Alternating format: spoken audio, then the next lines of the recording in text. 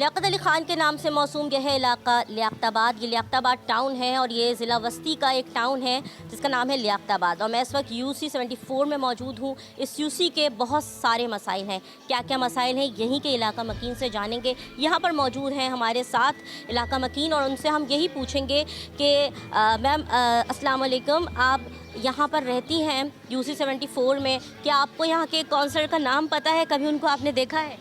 यहाँ के काउंसलर लियाकताबाद के अभी तो मुझे नहीं पता। मोहम्मद सलीम थे पहले, दोस्त मोहम्मद साहब थे। यहाँ के अभी का तो नहीं पता मुझे नाम, लेकिन उनसे शिकायत है कि यहाँ पे पानी का बहुत ज़्यादा इशू है। और क्या क्या मसला है? लाइट का इशू तो वैसे ही है, लेकिन पानी का इशू तकरीबन 2 माह हो गए। हर महीने में ये 8-10 दिन ये लोग बंद कर रहे हैं। पहले कभी भी लियाकताबाद में पानी का इशू नहीं था, लेकिन अब बहुत ज़्यादा है।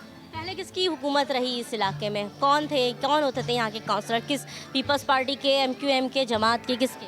पीपल्स पार्टी के थे, अभी तो जमात इस्लामी के हैं। पीपल्स पार्टी के थे और अभी जमात इस्लामी के हैं। लेकिन मुझे इन लोगों से यही कहना है कि कम से कम आप जब इतने सालों से यहाँ पे सब कुछ देख रहे हैं, कर रहे हैं, लियाकताबाद के जो मकीन हैं, पानी बिजली गैस के सब बिल दे रहे हैं, 1-2 गलियाँ अगर डिफ़ाल्टर हैं तो आप सबको परेशान तो ना करें। सही बात है। सही है ना? बिल्कुल सही बात है। आगे बढ़ते हैं। मैं आपको बताऊं कि इधर सभी की हुकूमत रही है। पीपल्स पार्टी ने भी कर लिया, अभी जमात के काउंसलर हैं, इससे पहले MQM ने भी यहाँ पे काम भी किया है। गलियाँ गंदी हैं यहाँ की, गटर भी बह रहे हैं, टूटी हुई गलियाँ भी हैं। लेकिन जो बहुत बड़ा मसला है वो है पानी, क्योंकि पानी बुनियादी ज़रूरत है जिससे सारे काम आपके होते हैं और वो ना हो तो वो रुक जाते हैं। शदीद गर्मी के दिन है इस वक्त कराची में, हब्स का आला में शदीद गर्मी है। टेम्परेचर्स इस वक्त 36 और 37 तक इस शहर का जा रहा है और इस वक्त अगर पानी मैसर ना आए तो बहुत बड़ा मसाइल से शहरी दो चार हो जाते हैं। यहाँ पर मज़ीद मकीन मौजूद हैं।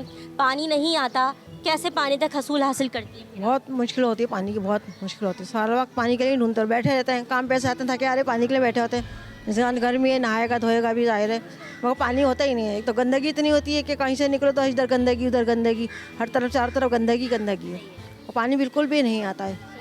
और कौन देगा पानी? कोई भी एक गिलास देने को तैयार नहीं होता पानी। लोगों के टैंक होते हैं, फिर भी कोई नहीं देता पानी। अब हम किराएदार हैं, कहाँ से लाएँ पानी? फिर आप क्या टैंकर मंगवाती हैं या क्या करती हैं? बस कभी टैंकर मंगा लेते हैं या वो पानी की बोतलें आती हैं वो ले इस्तेमाल कर लेते हैं। इजाफी खर्चा है ना, काफ़ी खर्चा है, एक तो आमदनी नहीं है, ऊपर से इजाफी खर्चा इतना है कि बहुत मसले मसाइल हो जाते हैं। कितना इजाफी खर्चा हो जाता है पानी का महीने का अंदाज़ा है? अंदाजन भी कम से कम 5,000 तक बैठ जाता है। Oh my God! और टैक्स अलग देना है, वाटर टैक्स अलग, हाँ वो अलग होता है, किराया अलग है, हर चीज़ का ही मतलब। मतलब भाई आप एक मुतवस्सित घराने की हालत सोचें। ये यहाँ पर जो इलाका है ये बहुत छोटे छोटे यहाँ पर घर हैं। मैं आपको बताऊँ कि ये हार्डली 40 यार्ड के घर हैं, 40 यार्ड के यहाँ पर घर हैं। मिडिल क्लास का भी जो बिल्कुल लोअर तबका होता है वो यहाँ पर रहता है। किराए के घर हैं, टैक्सेस अलग हैं, बिल्स अलग हैं, उसके बावजूद भी वो चीज़ें मैसर नहीं आ रही जिनके बिल अदा किए जा रहे हैं। ना बिजली आ रही है, गैस के अलग मसाइल हैं और पानी का तो बहरान ये इलाका महीनों से सह रहा है, झेल रहा है और बर्दाश्त कर रहा है। रमज़ान से यहाँ पे पानी नहीं आ रहा। खातून क्या कहेंगी? ये रमज़ान से होता चला रहा है, रमज़ानों में भी पानी नहीं था, एंड तक पानी के लिए परेशान थे हम लोग सब। अब तो बिल्कुल ही गया है कि कहाँ तक 60-70 रुपए की कैन मंगाए चले जाएं कि लोग पानी, बच्चे छोटे छोटे बच्चे हैं उनको तो चाहिए ही पानी। बिजली, पानी, गैस तीनों चीज़ों से महरूम है यहाँ पर। शहर होते सहाते गांव से भी बदतर हाल है। सही। हम जब शहरों का रुख करते हैं तो शहरी कहते हैं कि गाँवों से भी बदतर हाल है यहाँ का, और जब हम मैम गाँवों का रुख करते हैं तो वो गाँव वाले कहते हैं कि शायद शहर में कोई सहूलत मैसर आ जाए। तो बताना ये है कि ना शहर में कोई सहूलत मैसर है, ना गाँवों में कोई। एक जैसी हालत है इस वक्त गाँवों की भी शहरों की भी, कोई बुनियादी सहूलत नहीं है। स्ट्रक्चर तबाह है इस शहर का, इस इलाके का स्ट्रक्चर बिल्कुल तबाह है। गलियाँ टूट फूट का शिकार, कचरे से भरी हैं, गटर बह रहे हैं, बिजली भी नहीं, गैस भी नहीं, पानी भी नहीं। पता नहीं ये लियाकताबाद है या कहाँ पहुँच गए 21वीं सदी में। बहुत परेशान है यहाँ के मकीन और उनका मुतालबा है कि हमें बुनियादी ज़रूरत पानी दिया जाए, क्योंकि टैक्सेस के साथ 5 से 10 हज़ार का हमारा ख़र्चा पानी के ख़रीदने पे हो जाता है। पीने का पानी भी ख़रीद कर इस्तेमाल करते हैं, इस्तेमाल का पानी भी ख़रीद के इस्तेमाल करते हैं। छोटे छोटे बच्चों के साथ होने के साथ साथ बीमार अफराद का भी साथ है जिनको पानी की बहुत ज़्यादा ज़रूरत होती है।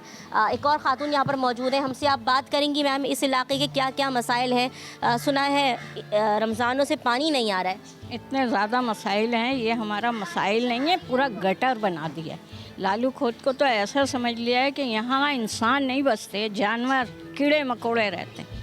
चाहे कोई भी हुकूमत हो, कोई देखती नहीं, कोई सुनती नहीं। कभी हमारा ये ऐसा अच्छा हुआ करता था, अब बनने के बाद भी अच्छा नहीं है। रहने का जी नहीं चाहता, लोग घर बेच बेच के भाग रहे हैं। जिनकी सहूलत है वो चले जाएंगे, लेकिन जिनकी नहीं है वो तो नहीं कहीं जा सकते।